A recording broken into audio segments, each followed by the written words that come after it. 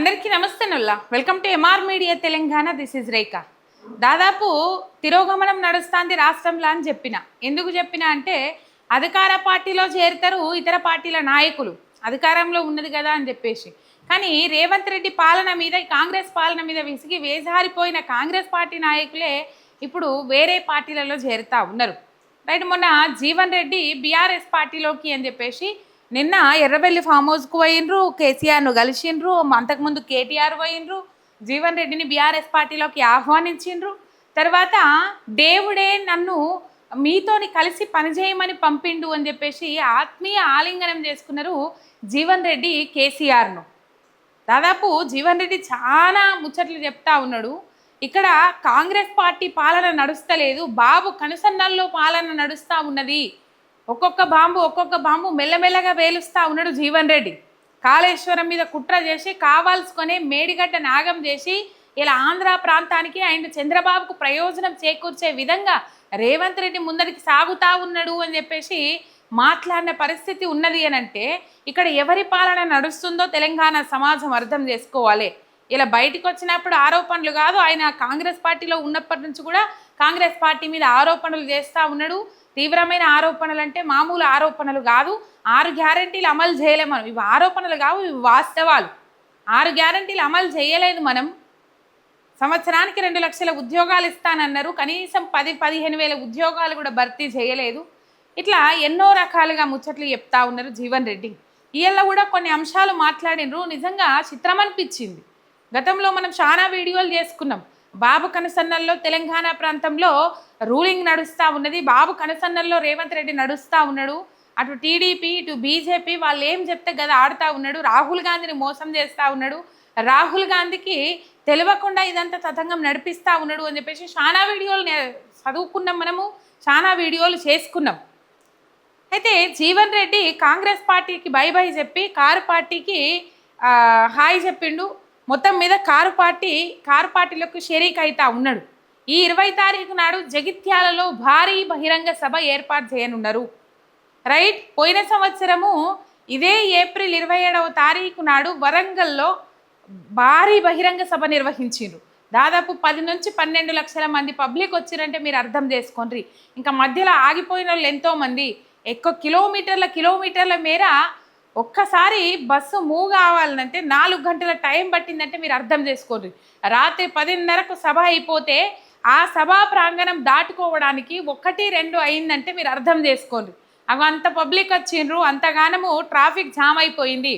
కేసీఆర్ మాటల కోసము కేసీఆర్ ఏం మాట్లాడతారు, కేసీఆర్ ఏం చెప్తారు అని చెప్పేసి యావత్తు తెలంగాణ సమాజం ఉత్కంఠతోని ఆనాడు ఎదురు చూసింది, ఇయ్యల్ల కూడా అదే విధంగా ఎదురు చూస్తూ ఉన్నది. ఎందుకంటే అప్పటి నుంచి ఇప్పటిదాకా 2.5 ఏళ్ళ పొద్దుల కనీసం రేవంత్ రెడ్డి పేరు తీయలే కేసీఆర్.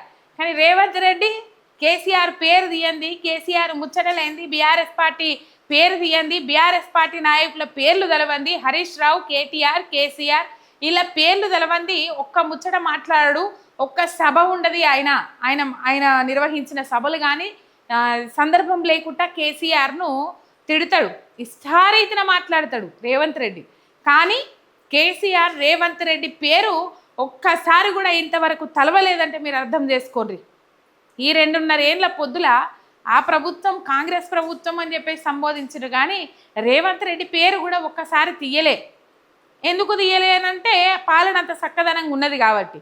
మంచి చేస్తే తీస్తుండే కావచ్చు, మంచి చేస్తే అదైతుండే కావచ్చు, కానీ మొత్తం మీద ఆ పాలన ఎట్లున్నది అనంటే ఇలా కష్టపడి పోరాడి ఎందరో అమరవీరుల ప్రాణ త్యాగాల మీద ఏర్పడ్డ తెలంగాణ రాష్ట్రము ఏ విధంగా అయిపోతుంది అని చెప్పేసి ఎవరికైనా బాధ ఉంటుంది.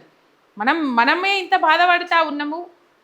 సాగు నోట్ల తలకాయ పెట్టి నిజంగా ప్రాణాలు కూడా లెక్క చేయకుండా తెలంగాణ రాష్ట్రం కోసం పోరాటం చేసిన వాళ్ళు ఇంకెంత అది కావాలి. ప్రత్యక్షంగానో పరోక్షంగానో దాదాపు ఉద్యమంలో ఉన్నోళ్ళమే, ఉద్యమంలో పాల్గొన్నోళ్ళమే. కాకపోతే సాగు నోట్లో తలకాయ పెట్టి తెలంగాణ రాష్ట్రాన్ని తెచ్చిన వాళ్ళు వీళ్ళు ఎంతగానం దండలాడాలి, ఎంతగానం పోరాటం చేయాలి, ఎంతగానము పాపం అది కావాలి చెప్పుర్రి. అయితే ఇక్కడ రథతోతో సభ అయిపోయి ఈ 27 తారీఖు ఏప్రిల్ 27 తారీఖు నాటికి సంవత్సరం మధ్యలో ఒక్కసారి మాట్లాడిరు. ఆ రథతోతో సభ తర్వాత అంతకంటే ముందుగాల నల్లగొండలో సభ పెట్టిండ్రు, ఆ నల్లగొండ ప్రాంతానికి సంబంధించిన నీళ్ళ గురించి మాట్లాడిండ్రు కేసీఆర్. తర్వాత రజతోత్సవ సభ పెట్టిండ్రు. ఆ సభ తర్వాత 2-3 నెలల కింద అనుకుంటా తెలంగాణ భవన్లో మీటింగ్ ఏర్పాటు చేసి, ఆ మీటింగ్ తర్వాత తెలంగాణ ప్రాంతానికి కృష్ణా గోదావరి జలాల విషయంలో ఈ కాంగ్రెస్ పార్టీ ఏ విధంగా చేస్తూ ఉన్నది, దీని ధోరణి ఏంది అని చెప్పేసి ఎండగట్టిండ్రు. 75 నిమిషాలు, దాదాపు 70 నిమిషాల స్పీచ్ రంచితే ఉక్కిరి బిక్కిరైన రేవంత్ ఏం చేయాలనో అర్థం కాక గిలగిల కొట్టుకున్నాడు. మళ్ళీ ఇష్టం వచ్చినట్టు నోరు వారేసుకున్నాడు, బూతులకు ఎగబడ్డాడు. శుష్కప్రియాలు శూన్యహస్తాలు. ఇక సబ్జెక్ట్ లేనప్పుడు ఆయన బూతులు మాట్లాడకపోతే ఏం మాట్లాడతాడు? ఎట్లా అరటి పండు ఒడిచి నోట్లో పెట్టినట్టు తెలంగాణ సమాజానికి కృష్ణా జలాల విషయంలో, గోదావరి జలాల విషయంలో ఈ కాంగ్రెస్ సర్కార్ ఏ విధంగా ముందడికి పోతా ఉన్నది, ఏ విధంగా మన నీళ్ళని ఆంధ్రాకు దోచిపెట్టాలనే ప్రయత్నం చేస్తూ ఉన్నది అని చెప్పేసి మొత్తం వివరంగా వివరించిండ్రు. ఏమో చేయాలని అన్నారు, పవర్ పాయింట్ ప్రజెంటేషన్లు అన్నారు. తర్వాత కేసీఆర్ మాట్లాడిన మాటలకు కౌంటర్ ఇవ్వాలని అనుకున్నారు, కానీ వాళ్ళే బొక్కబొర్ల పడ్డారు. ఎందుకంటే ఇక్కడ సబ్జెక్ట్ ఉన్నది, మీరు తెలంగాణ ప్రాంతానికి నీళ్ళు ఇవ్వకుండా ఆగం చేస్తున్నది అన్నది వాస్తవం. బాబు కనసన్నల్లో బాబు కోసం పనిచేస్తున్నది అన్నది వాస్తవం. బాబు సర్కార్ ఎక్కడ నడుస్తున్నది అనేది కూడా వాస్తవం. అందుకే పాపం ఇప్పుడు మంత్రులు క్యాబినెట్లో ఉన్నోళ్ళు ఒక్కరు కూడా సపోర్ట్ చేయని పరిస్థితి. రైట్, మొత్తం మీద 2.5 ఏళ్ల పొద్దులో ఒక 3 సార్లు మాత్రమే మాట్లాడిండ్రు. ఇది మాట్లాడితే 4వ అవుతుంది, ఇది 3వసారి అవుతుంది. 3వసారి అవుతుందా 4వసారి అవుతుందా తెలియదు. ఇక ఉపేక్షించేది లేదు, ఇక ఆగేది లేదు. మిమ్మల్ని చీల్చి చెండాడుడే అని చెప్పిండు కేసీఆర్. దానికి తగ్గట్టుగానే ఇటు కేటీఆర్ కానీ, హరీష్ రావు కానీ, బీఆర్ఎస్ పార్టీ సీనియర్ నాయకులు కానీ కాంగ్రెస్ పార్టీ అవినీతి అక్రమ దందాలు, ప్రజల పట్ల వాళ్ళు వ్యవహరిస్తున్న తీరును ప్రజాక్షేత్రంలో ఎండగట్టిండ్రు. ప్రజలకు వ్యతిరేకంగా పోతున్న విధానాన్ని ప్రజలకు అర్థమయ్యేటట్టు వివరిస్తూ ఉన్నారు. ఇప్పటికీ స్కాములన్నీ బయట పెడతా ఉన్నారు కాంగ్రెస్ పార్టీలో మంత్రులే కావచ్చు, లేకపోతే రేవంత్ రెడ్డి కావచ్చు, ఇవన్నీ బయట పెడతా ఉన్నారు. హెచ్సిఈ భూముల కానుంచి హిల్ టు పీ పాలసీ దాకా, మొన్న మాజీ మంత్రి హరీష్ రావు బయట పెట్టిన స్కాముల దాకా, నాదర్గూల్ భూములు కావచ్చు, వటినాగిలపల్లి భూములు కావచ్చు, ఇట్లా స్టోన్ క్రషర్ కావచ్చు, పొంగిరెడ్డి శ్రీనివాసరెడ్డికి సంబంధించిన అక్రమ మైనింగ్ కావచ్చు, ఇవన్నీ అన్నీ కోయిడ ఫ్రూట్ మార్కెట్ కావచ్చు, ఇవన్నీ బయట పెట్టుకుంటూ వస్తూ ఉన్నారు. మోసం అరుతలేదు రేవంత్ రెడ్డి సర్కార్కు. అయితే ఇప్పుడు ఉత్కంఠ ఏంటంటే, జగిత్యాలలో దాదాపు 40 ఏళ్ళ సీనియారిటీ జీవన్ రెడ్డి. 40 ఏళ్ళ సీనియారిటీ అంటే కొద్ది క్యాడరే ఉంటుందా జీవన్ రెడ్డికి? అండ్ ఆ క్యాడరు, ఇటు బీఆర్ఎస్ క్యాడరు కలిస్తే ధూమ్ తడాక ధూమ్ చెక్కలు అన్నట్లు అయిపోతుంది. మొత్తం మీద పెద్ద ఎత్తున ఏదైతే లక్ష్మీపూర్ జగిత్యాలకు సమీపంలో ఉన్న లక్ష్మీపూర్లో దాదాపు ఈ 20వ తారీఖు నాడు భారీ బహిరంగ సభ ఏర్పాటు చేయనున్నారు.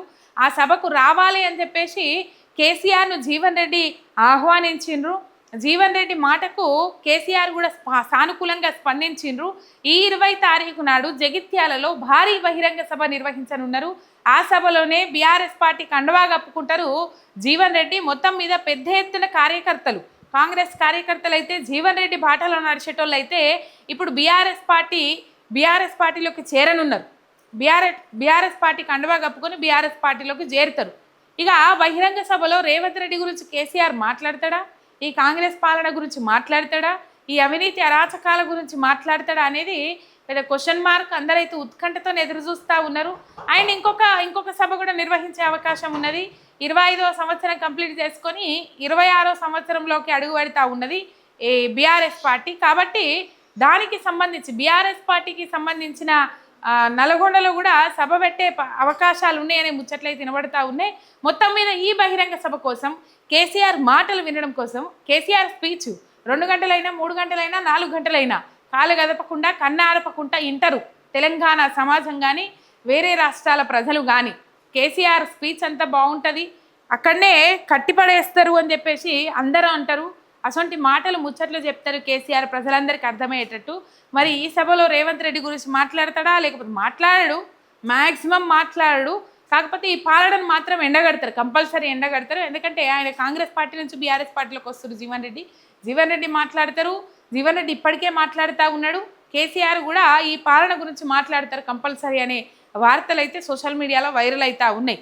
రైట్, ఒక్క సబ్స్క్రైబ్ చేసుకొని సపోర్ట్ చేయండి. మీ ఎంఆర్ మీడియా తెలంగాణ ఛానల్.